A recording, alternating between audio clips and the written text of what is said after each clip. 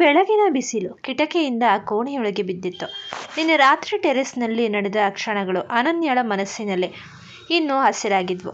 ಸೋಫಾದ ಮೇಲೆ ಕಣ್ಣು ಬಿಟ್ಟಾಗ ಅವಳಿಗೆ ಗೊತ್ತಿಲ್ಲದ ಹಾಗೆ ಸಣ್ಣದಾಗಿ ನಾಚಿಕೆ ಆಯಿತು. ಮಂಚದ ಮೇಲೆ ವಿರಾಜ್ ಆರಾಮಾಗಿ ಮಲಗಿದ್ದ. ಪ್ರತಿದಿನ ಬೇಗ ಎದ್ದು ಆಫೀಸ್ ಅಂತ ಓಡಾಡುತ್ತಿದ್ದವನು ಇವತ್ತು ಸ್ವಲ್ಪ ಸುಸ್ತಾಗಿ ಮಲಗಿದ್ದ ಹಾಗಿತ್ತು.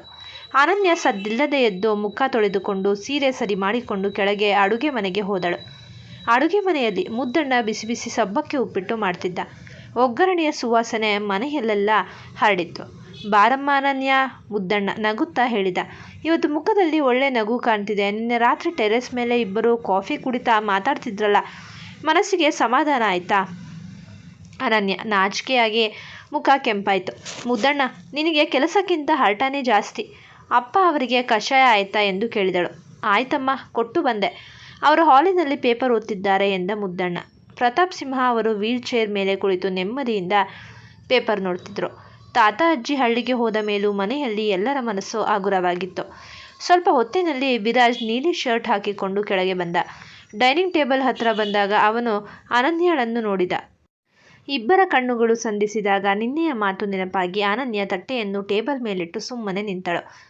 ಅನನ್ಯ, ಇವತ್ತು ಆಫೀಸ್ನಲ್ಲಿ ಅಮೇರಿಕನ್ ಬಯರ್ಸ್ ಜೊತೆ ಫೈನಲ್ ಮೀಟಿಂಗ್ ಇದೆ. ನಿನ್ನ ಹೊಸ ಡಿಸೈನ್ ಸ್ಯಾಂಪಲ್ಸ್ ಎಲ್ಲ ತಗೊಂಡು ಬಾ ಎಂದ ವಿರಾಜ್ ಎಂದಿನಂತೆ ಸಹಜ ಧ್ವನಿಯಲ್ಲಿ. ಸರಿ, ಎಲ್ಲ ರೆಡಿ ಮಾಡಿ ಇಟ್ಟಿದ್ದೀನಿ ಎಂದಳು ಅನನ್ಯ.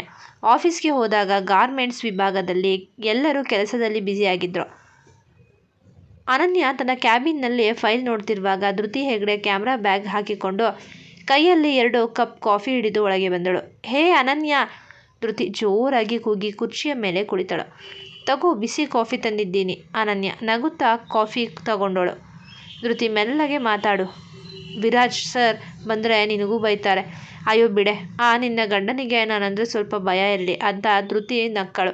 ಆ ರಿಸೆಪ್ಷನ್ನಲ್ಲಿ ಆ ಸಂಜನಾಗೆ ಮಾಡಿದ್ವಲ್ಲ, ನೆನೆಸಿಕೊಂಡ್ರೆ ಈಗಲೂ ನಗು ಬರುತ್ತೆ. ಅಷ್ಟರಲ್ಲಿ ಮೇಘನ ಕೂಡ ಒಳಗೆ ಬಂದಳು. ಹೌದು ಧೃತಿ, ಸಂಜನಾ ಮುಖ ನೋಡಬೇಕಿತ್ತು. ಅವಮಾನ ತಾಳಲಾರದೆ ಓಡಿ ಹೋದಳು. ಇನ್ಮೇಲೆ ಅವಳು ನಮ್ಮ ತಂಟೆಗೆ ಬರಲ್ಲ ಬಿಡಿ ಎಂದಳು. ಮೂವರು ನಗು ನಗುತ್ತಾ ಕಾಫಿ ಕುಡಿದು ಕೆಲಸದ ಬಗ್ಗೆ ಮಾತಾಡ್ತಿದ್ರು. ಆದರೆ ಇದೇ ಸಮಯಕ್ಕೆ ಕಂಪನಿಯ ರಿಸೆಪ್ಷನ್ಗೆ ಕೋರ್ಟ್ನಿಂದ 2 ವ್ಯಕ್ತಿಗಳು ಮತ್ತು ಒಬ್ಬ ಲಾಯರ್ ಬಂದರು. ಅವರು ವಿರಾಜ್ ಮತ್ತು ಅನನ್ಯ ಹೆಸರಿಗೆ ಒಂದು ಕವರ್ ಕೊಟ್ಟರು. ರಿಸೆಪ್ಷನಿಸ್ಟ್ ಗಾಬರಿಯಿಂದ ಆ ಕಾಗದವನ್ನು ತಗೊಂಡು ನೇರವಾಗಿ ವಿರಾಜ್ನ ಕ್ಯಾಬಿನ್ಗೆ ಕಳಿಸಿದಳು. ಕ್ಯಾಬಿನ್ನಲ್ಲೇ ಕುಳಿತಿದ್ದ ವಿರಾಜ್ ಆ ಕವರ್ ಓಪನ್ ಮಾಡಿ ನೋಟಿಸ್ ಓದಲು ಶುರು ಮಾಡಿದ. ಅದನ್ನು ಓದುತ್ತಿದ್ದಂತೆ ಅವನ ಮುಖದ ಬಣ್ಣ ಬದಲಾಯಿತು. ಕೈಯಲ್ಲಿದ್ದ ಪೆನ್ನನ್ನು ಮೇಜಿನ ಮೇಲೆ ಜೋರಾಗಿ ಇಟ್ಟ. ನೋಟಿಸ್ನಲ್ಲಿದ್ದ ವಿಷಯ: ಅನನ್ಯಳ ತಾಯಿ ಸುಮಿತ್ರಾ, ಅಕ್ಕ ರಶ್ಮಿ ಮತ್ತು ತಮ್ಮ ವಿಕ್ರಮ್ ಕೋರ್ಟ್ನಲ್ಲಿ ಕೇಸ್ ಹಾಕಿದ್ರು. ಅನನ್ಯ ಮನೆಯಲ್ಲಿದ್ದ ತಂದೆಯ ಹಣ, ಒಡವೆ ಕದ್ದುಕೊಂಡು ನಗರಕ್ಕೆ ಓಡಿ ಹೋಗಿದ್ದಾಳೆ. ವಿರಾಜ್ ಪ್ರತಾಪ್ ಸಿಂಹ ಅನನ್ಯಳನ್ನು ಮನೆಯಲ್ಲಿ ಕೂಡಿ ಹಾಕಿಕೊಂಡು ಕುಟುಂಬಕ್ಕೆ ಹಣ ಕೊಡದೆ ಅನ್ಯಾಯ ಮಾಡ್ತಿದ್ದಾನೆ. ಕುಟುಂಬಕ್ಕೆ 10 ಕೋಟಿ ರೂಪಾಯಿ ಪರಿಹಾರ ಕೊಡಬೇಕು. ಇಲ್ಲದಿದ್ದರೆ ಇಬ್ಬರ ಮೇಲೂ ವಂಚನೆ ಮತ್ತು ದೌರ್ಜನ್ಯದ ಕೇಸ್ ಹಾಕಿ ಅರೆಸ್ಟ್ ಮಾಡಿಸ್ತೀವಿ. ನಾಳೆಯೇ ಕೋರ್ಟ್ಗೆ ಇಬ್ಬರು ಖುದ್ದಾಗಿ ಹಾಜರಾಗಬೇಕು. ಅದರ ಜೊತೆಗೆ ಅನನ್ಯ ಹಳ್ಳಿಯಲ್ಲಿದ್ದಾಗ ಯಾವುದೋ ಕಾಗದದ ಮೇಲೆ ಮಾಡಿದ್ದ ಹಳೆಯ ಸಹಿಯನ್ನು ದುರ್ಬಳಕೆ ಮಾಡಿಕೊಂಡಿದ್ದರು. ವಿರಾಜ್ಗೆ ಸಿಟ್ಟು ಬಂತು. ಇಷ್ಟೆಲ್ಲ ಆದ ಮೇಲೂ ಈ ಕುಟುಂಬ ಮತ್ತೆ ಹಣಕ್ಕಾಗಿ ಈ ಮಟ್ಟಕ್ಕೆ ಇಳಿಯುತ್ತಲ್ಲ ಅಂತ ಅವನಿಗೆ ತಡೆದುಕೊಳ್ಳಲು ಆಗಲಿಲ್ಲ. ಅವನು ಇಂಟರ್ಕಾಮ್ನಲ್ಲಿ ಕರೆದ. ಅನನ್ಯ, 1 ನಿಮಿಷ ಕ್ಯಾಬಿನ್ಗೆ ಬಾ. ಕ್ಯಾಬಿನ್ನಲ್ಲಿದ್ದ ಅನನ್ಯ ಮತ್ತು ಧೃತಿ ಇಬ್ಬರೂ ಎದ್ದು ಹೊರಟರು. ಅನನ್ಯ ಒಳಗೆ ಬಂದಾಗ ವಿರಾಜ್ ಆ ನೋಟಿಸ್ ಪೇಪರನ್ನು ಅವಳ ಕೈಗೆ ಕೊಟ್ಟ. ಅವನ ಮುಖದಲ್ಲಿ ಸಿಟ್ಟು ಮತ್ತು ಬೇಸರ ಎರಡೂ ಇತ್ತು.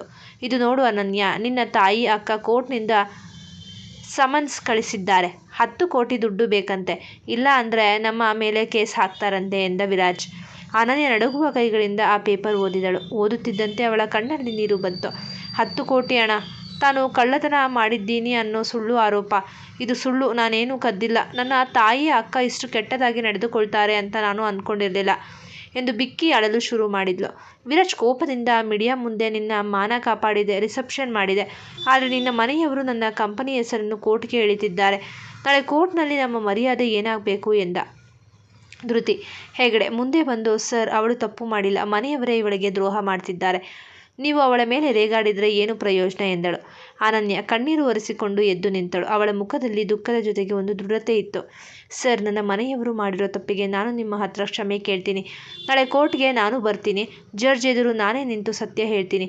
ನನ್ನ ಕುಟುಂಬಕ್ಕೆ ನಿಮ್ಮ 1 ರೂಪಾಯಿನೂ ಸಿಗದ ಹಾಗೆ ಮಾಡ್ತೀನಿ ಎಂದಳು ಅನನ್ಯ. ಅಷ್ಟೇ ಹೇಳಿ ಅವಳು ಕ್ಯಾಬಿನಿಂದ ಹೊರ ನಡೆದಳು. ವಿರಾಜ್ ಕುರ್ಚಿಯ ಮೇಲೆ ಕುಳಿತು ಆ ನೋಟಿಸ್ ಕಡೆ ನೋಡಿದ. ಅನನ್ಯಳ ಕಣ್ಣೀರಲ್ಲಿದ್ದ ನೋವು ಅವನಿಗೆ ಅರ್ಥವಾಗ್ತಿತ್ತು. ಆತ ಒಂದು ಕಡೆ ಸಂಜನಾ, ಸುಮಿತ್ರಾ ಮತ್ತು ರಶ್ಮಿ ಜೊತೆ ಕುಳಿತು ಖುಷಿಯಿಂದ ಮಾತಾಡ್ತಿದ್ಲು. ನೋಡಿದ್ರಾ, ನಾಳೆ ಆ ವಿರಾಜ್ ಕೋರ್ಟ್ಗೆ ಬರಲೇಬೇಕು. ತನ್ನ ಮರ್ಯಾದೆ ಉಳಿಸಿಕೊಳ್ಳೋಕೆ ದುಡ್ಡು ಕೊಡ್ತಾನೆ, ಆಮೇಲೆ ಆ ಅನ್ಯಾಯನ ಮನೆಯಿಂದ ಹೊರಗೆ ಹಾಕ್ತಾನೆ ಅಂತ ಸಂಜನಾ ನಕ್ಕಳು. ಸುಮಿತ್ರಾ ಮತ್ತು ರಶ್ಮಿ ದುಡ್ಡಿನ ಆಸೆಯಿಂದ ಕಾಯ್ತಿದ್ರು. ಆದರೆ ನಾಳೆ ಕೋರ್ಟ್ನಲ್ಲಿ ಅನನ್ಯ ತನ್ನ ಕುಟುಂಬದ ಸುಳ್ಳುಗಳನ್ನು ಹೇಗೆ ಬಯಲು ಮಾಡ್ತಾಳೆ ಅನ್ನೋದು ಯಾರಿಗೂ ಗೊತ್ತಿರಲಿಲ್ಲ. ನ್ಯಾಯಾಲಯದ ಆವರಣದಲ್ಲಿ ಜನವೋ ಜನ, ವಕೀಲರುಗಳು ಓಡಾಟ, ಕಕ್ಷಿದಾರರ ಆತಂಕದ ಮುಖಗಳು ಎಲ್ಲೆಲ್ಲೂ ಕಾಣುತ್ತಿದ್ವು. ಆದರೆ ಕೋರ್ಟ್ ಹಾಲ್ ನಂಬರ್ 3 ಎದುರು ಮಾತ್ರ ಒಂದು ವಿಚಿತ್ರ ವಾತಾವರಣವಿತ್ತು. ಸುಮಿತ್ರಾ, ರಶ್ಮಿ ಮತ್ತು ವಿಕ್ರಮ್ ಹೊಸ ಬಟ್ಟೆಗಳನ್ನು ಹಾಕಿಕೊಂಡು ಹಣದ ಆಸೆಯಿಂದ ಕಣ್ಣುಗಳನ್ನು ಅರಳಿಸಿ ನಿಂತಿದ್ರು. ಅವರ ಪಕ್ಕದಲ್ಲೇ ನಿಂತಿದ್ದ ಸಂಜನಾ ಕಪ್ಪು ಕನ್ನಡಕ ಹಾಕಿಕೊಂಡು ತುಟಿ ತಿವಿಯುತ್ತಾ, ಇವತ್ತು ಆ ವಿರಾಜ್ ಸಿಂಹ ಬಂದು ಚೆಕ್ ಬರೆದು ಕೊಡ್ತಾನೆ, ನೋಡ್ತಾ ಇರಿ ಎಂದಳು ಹುರಿದುಂಬಿಸುತ್ತಿದ್ದಳು. ಅಷ್ಟರಲ್ಲೇ ಕಪ್ಪು ಬಣ್ಣದ ಕಾರು ಬಂದು ನಿಂತಿತ್ತು. ಕಾರಿನಿಂದ ವಿರಾಜ್ ಪ್ರತಾಪ್ ಸಿಂಹ ಮತ್ತು ಅನನ್ಯ ಇಬ್ಬರು ಕೆಳಗಿಳಿದರು. ವಿರಾಜ್ ಗಂಭೀರವಾದ ಸೂಟ್ ಧರಿಸಿ ಗತ್ತಿನಲ್ಲಿ ಹೆಜ್ಜೆ ಇಡುತ್ತಿದ್ದ. ಅನನ್ಯ ತಿಳಿ ಗುಲಾಬಿ ಬಣ್ಣದ ಸೀರೆಯಲ್ಲಿ ಮುಖದಲ್ಲಿ ಒಂದು ದೃಢವಾದ ನಿಶ್ಚಲತೆಯನ್ನು ಹೊತ್ತು ಅವನ ಪಕ್ಕದಲ್ಲೇ ಹೆಜ್ಜೆ ಹಾಕಿದಳು. ಅವರ ಹಿಂದೆಯೇ ಧೃತಿ ಹೆಗಡೆ ಮತ್ತು ಕೈಯಲ್ಲಿ ಫೈಲ್ ಹಿಡಿದು ಮೇಘನ ಇಬ್ಬರು ಅನನ್ಯಳಿಗೆ ಬೆಂಬಲವಾಗಿ ನಿಲ್ಲಲು ಧೈರ್ಯದಿಂದ ನಡೆದು ಬಂದರು. ಧೃತಿ ಸಂಜನಾಳನ್ನು ನೋಡಿ ಕಣ್ಣು ಮಿಟುಕಿಸಿ, ಹೇಯ್ ಚಾಕ್ಲೇಟ್ ರಾಣಿ, ಇವತ್ತು ಯಾವ ಫೇಶಿಯಲ್ ಮಾಡಿಸ್ಕೋಬೇಕು ಅಂತ ಪ್ಲ್ಯಾನ್ ಮಾಡ್ತಿದ್ದೀಯಾ ಎಂದು ಜೋರಾಗಿ ಕಾಲೆಳೆದಳು. ಸಂಜನಾ ಮುಖ ಸಿಂಡರಿಸಿ ಮುಖ ತಿರುಗಿಸಿಕೊಂಡಳು. ನ್ಯಾಯಾಧೀಶರು ಪೀಠದ ಮೇಲೆ ಬಂದು ಕುಳಿತರು. Court attender case number 420 Sumitra versus Viraj Pratap Simha ಮತ್ತು ಅನನ್ಯ ಎಂದು ಕೂಗಿದ. ಎಲ್ಲರೂ ಎದ್ದು ನಿಂತರು. ಸುಮಿತ್ರಾ ಪರ ವಕೀಲ ಎದ್ದು ನಿಂತು, ಯುವರ್ ಆನರ್, ಈ ಅನನ್ಯ ತನ್ನ ಮನೆಯ ಕೋಟ್ಯಾಂತರ ಆಸ್ತಿಯನ್ನು ಕದ್ದು ತನ್ನ ವೃದ್ಧ ತಾಯಿಯನ್ನು ಬೀದಿಗೆ ತಳ್ಳಿ ಓಡಿ ಹೋಗಿದ್ದಾಳೆ. ಈ ಉದ್ಯಮಿ ವಿರಾಜ್ ಸಿಂಹ ಅವಳನ್ನು ಮನೆಯಲ್ಲಿ ಕೂಡಿ ಹಾಕಿಕೊಂಡು ಅನ್ಯಾಯ ಮಾಡ್ತಿದ್ದಾನೆ. ಇವರಿಗೆ 10 ಕೋಟಿ ಪರಿಹಾರ ಕೊಡಬೇಕು ಎಂದು ಹಾರಾಡಿದ. ಜಡ್ಜ್ ಗಂಭೀರವಾಗಿ, ಅನನ್ಯ, ನಿಮ್ಮ ಕಡೆಯಿಂದ ಏನು ಹೇಳೋದಿದೆ ಎಂದು ಕೇಳಿದರು. ಅನನ್ಯ ನಿಧಾನವಾಗಿ ಕಟಕಟೆಯ ಬಳಿ ಬಂದು ನಿಂತಳು. ಅವಳ ಮುಖದಲ್ಲಿ ಯಾವುದೇ ಭಯವಿರಲಿಲ್ಲ. ಅನನ್ಯ, ಯುವರ್ ಆನರ್, ನನ್ನ ತಂದೆ ಸತ್ತಾಗ ನಮಗೆ ಉಳಿದಿದ್ದು ಕೇವಲ ಸಾಲದ ಹೊರೆ ಮಾತ್ರ. ನಾನು ಹುಟ್ಟಿದಾಗಿನಿಂದ ನನ್ನ ಮನೆಯವರೇ ನನ್ನನ್ನು ಅಪಶಕುನ ಅಂತ ಮನೆಯ ಕೆಲಸದಾಕೆಯಂತೆ ನಡೆಸಿಕೊಂಡರು. ನಾನು ದುಡಿದು ಇವರ ಸಾಲ ತೀರಿಸಿದೆ. ಈಗೋ ನೋಡಿ ನನ್ನ ಬ್ಯಾಂಕ್ ಸ್ಟೇಟ್ಮೆಂಟ್ ಮತ್ತು ಹಳ್ಳಿಯ ಪಂಚಾಯಿತಿ ದಾಖಲೆಗಳು. ನಾನು ಆ ಮನೆಯಿಂದ ಹೊರಬರುವಾಗ ನನ್ನ ಕೈಯಲ್ಲಿ 1 ರೂಪಾಯಿಯೂ ಇರಲಿಲ್ಲ. ಇವರು ಕೋರ್ಟ್ಗೆ ತೋರಿಸಿರೋ ಆಸ್ತಿಯ ಪತ್ರಗಳೇ ನಕಲಿ. ಅಷ್ಟರಲ್ಲೇ ಧೃತಿ ಹೆಗಡೆ ಮೇಘನ ಜೊತೆ ಸೇರಿ ಒಂದು ಪೆನ್ಡ್ರೈವ್ ಅನ್ನು ವಿರಾಜ್ನ ಹಿರಿಯ ವಕೀಲರಿಗೆ ಕೊಟ್ಟಳು. ವಕೀಲರು ಅದನ್ನು ಜಡ್ಜ್ ಎದುರು ಪ್ರದರ್ಶಿಸಿದರು. ಆ ವಿಡಿಯೋದಲ್ಲಿ ಸಂಜನಾ ಹಳ್ಳಿಯ ಮನೆಗೆ ಹೋಗಿ ಸುಮಿತ್ರಾ ಮತ್ತು ರಶ್ಮಿಗೆ ಹಣದ ಆಮಿಷ ಒಡ್ಡಿ ಕೋರ್ಟ್ಗೆ ಹೋಗಿ 10 ಕೋಟಿ ಕೇಳಿ ಎಂದು ಕುತಂತ್ರ ಹೇಳಿಕೊಡುತ್ತಿದ್ದ ಆಡಿಯೋ ಮತ್ತು ವಿಡಿಯೋ ರೆಕಾರ್ಡಿಂಗ್ ಸ್ಪಷ್ಟವಾಗಿ ಪ್ಲೇ ಆಯಿತು. ಧೃತಿ ತನ್ನ ಜಾಣ್ಮೆಯಿಂದ ಸಂಜನಾಳ ಹಳೆಯ ಚಾಟ್ಗಳು ಮತ್ತು CCTV ದೃಶ್ಯಗಳನ್ನು ಮೊದಲೇ ಕಲೆ ಹಾಕಿದ್ದಳು. ಇಡೀ ಕೋರ್ಟ್ನಲ್ಲಿ ಎಲ್ಲರೂ ಸ್ತಬ್ಧರಾದರು. ಜಡ್ಜ್ ಅವರ ಮುಖ ಕೆಂಪಾಯಿತು. ಅವರು ಟೇಬಲ್ ಮೇಲೆ ಸುತ್ತಿಗೆ ಕುಟ್ಟಿ ಗರ್ಜಿಸಿದರು. Judge, it's a complete fraud case. ಹಣದ ದುರಾಸೆಯಿಂದ ನ್ಯಾಯಾಲಯದ ಸಮಯವನ್ನು ಹಾಳು ಮಾಡಿದ್ದಕ್ಕಾಗಿ ಸುಮಿತ್ರಾ, ರಶ್ಮಿ ಮತ್ತು ವಿಕ್ರಮ್ಗೆ ತಲಾ 50,000 ರೂಪಾಯಿ ದಂಡ ವಿಧಿಸಲಾಗುತ್ತಿದೆ. ಹಾಗೆಯೇ ಈ ಕುತಂತ್ರದ ಮಾಸ್ಟರ್ ಮೈಂಡ್ ಸಂಜನಾ ಮೇಲೆ ಕ್ರಿಮಿನಲ್ ಷಡ್ಯಂತ್ರದ ಅಡಿಯಲ್ಲಿ ತನಿಖೆಗೆ ಆದೇಶಿಸುತ್ತಿದ್ದೇನೆ. ಸುಮಿತ್ರಾ ಮತ್ತು ರಶ್ಮಿಯ ಮುಖದ ಬಣ್ಣ ಬಿಳಿಚಿಕೊಂಡಿತ್ತು. ಸಂಜನಾ ಪೊಲೀಸರನ್ನು ನೋಡಿ ಕೋರ್ಟ್ನಿಂದ ಕಣ್ಣೀರು ಹಾಕುತ್ತಾ ಓಡಿ ಹೋದಳು. ಸುಮಿತ್ರಾ ನಡುಗುತ್ತಾ ಅನನ್ಯಳ ಬಳಿ ಬಂದು, ಅನನ್ಯ, ನನ್ನ ಕ್ಷಮಿಸಿಬಿಡಮ್ಮ ಎಂದು ಕೈಮುಗಿದಳು. ಅನನ್ಯ ತಾಯಿಯ ಕೈಯನ್ನು ನಿಧಾನವಾಗಿ ಬದಿಗಿಟ್ಟು, ಅಮ್ಮ, ನಿಮ್ಮ ಹೊಟ್ಟೆಯಲ್ಲಿ ಹುಟ್ಟಿದ್ದಕ್ಕೆ ನಾನು ಮಾಡಬೇಕಾದ ಕರ್ತವ್ಯವನ್ನು ಮುಗಿಸಿದ್ದೀನಿ. ಇನ್ಮೇಲೆ ನನಗೂ ನಿಮಗೂ ನಿಮ್ಮ ಕುಟುಂಬಕ್ಕೂ ಯಾವುದೇ ಸಂಬಂಧವಿಲ್ಲ. ದಯವಿಟ್ಟು ನನ್ನ ಬದುಕಿನಿಂದ ದೂರವಿರಿ ಎಂದು ಕೈ ಮುಗಿದು ವಿರಾಜ್ನ ಪಕ್ಕ ಬಂದು ನಿಂತಳು.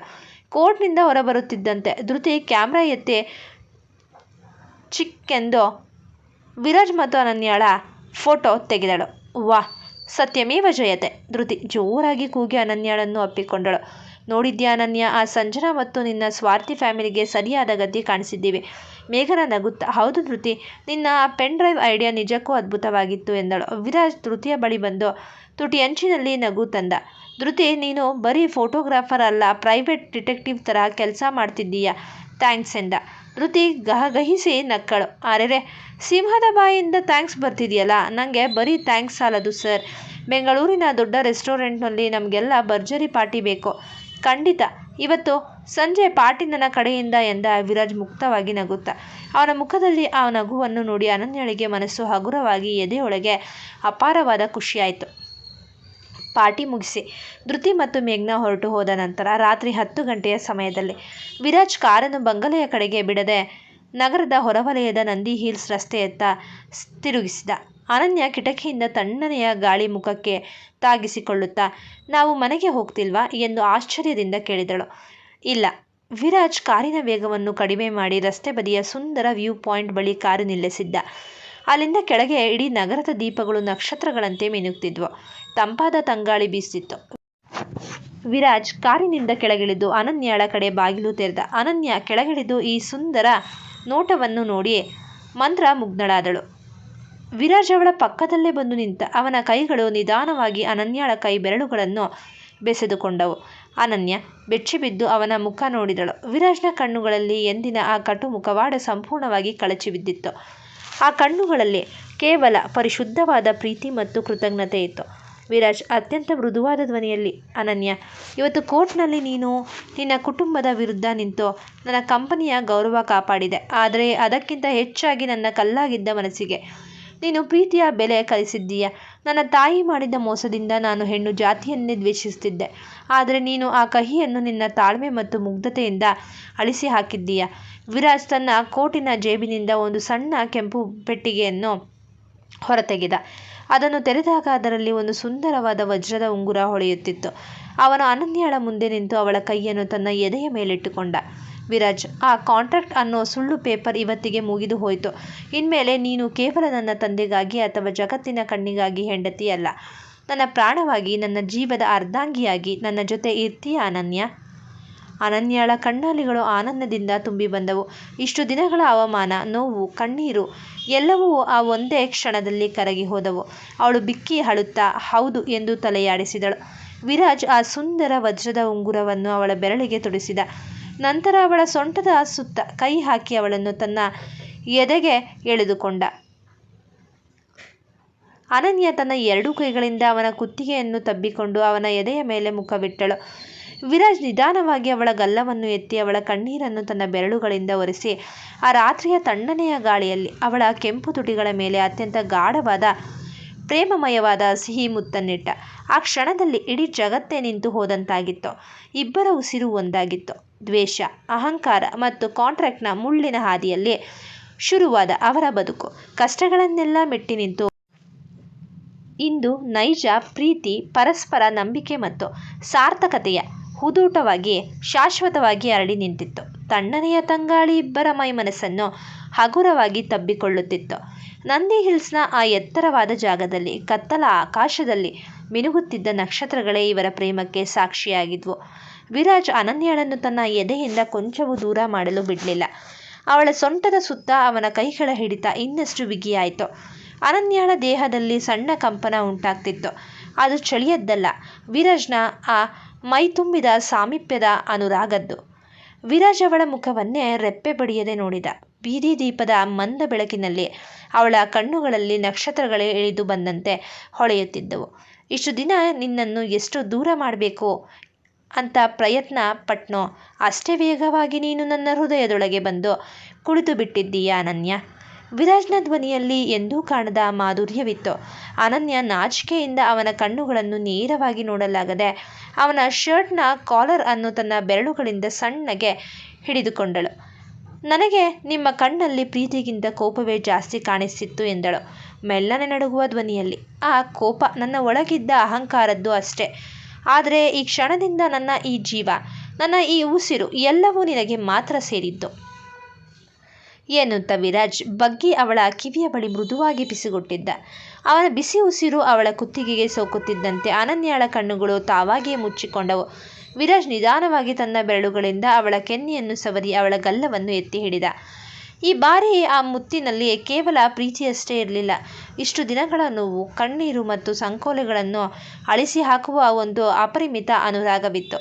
ಅವಳ ಕೆಂಪು ತುಟಿಗಳ ಸಿಹಿಯನ್ನು ತನ್ನದಾಗಿಸಿಕೊಳ್ಳುತ್ತಾ ಅವಳನ್ನು ಗಾಳಿಯಲ್ಲೂ ತೇಲುವಂತೆ ತನ್ನ ತೋಳುಗಳಲ್ಲಿ ಎತ್ತಿಕೊಂಡ.